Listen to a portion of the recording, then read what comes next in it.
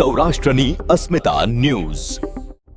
લાલપુર પંથકમાં ભાજપના કેસરિયા જંગનો પ્રારંભ. વર્ષાબેન માકડિયા સહિતના ઉમેદવારોએ ભર્યા ફોર્મ. રાજ્યમાં સ્થાનિક સ્વરાજ્યની ચૂંટણીની જાહેરાત થતાની સાથે જ રાજકીય ગતિવિધિઓ તેજ બની છે. આ ચૂંટણી જંગમાં મેદાને ઉતરેલા ઉમેદવારોએ હવે વિધિવત રીતે પોતાની ઉમેદવારી નોંધાવવાની શરૂઆત કરી દીધી છે. લાલપુર પંથકમાં આજે ભાજપના ઉમેદવારોએ શક્તિ પ્રદર્શન સાથે ફોર્મ ભરીને ચૂંટણી પ્રચારના શ્રી ગણેશ કર્યા હતા.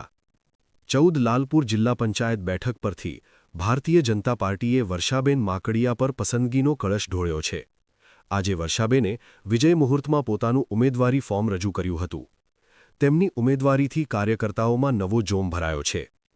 જિલ્લા પંચાયતની સાથે લાલપુર તાલુકા પંચાયતની વિવિધ બેઠકો પર પણ ભાજપના મુરતિયાઓએ પોતાની ઉમેદવારી નોંધાવી છે. જેમાં લાલપુર 1 બાલુબેન, લાલપુર 2 કૃષ્ણાબેન વાડોલિયા, લાલપુર 3 રામલાલ વરાણિયા, વર્ષાબેન માકડિયા.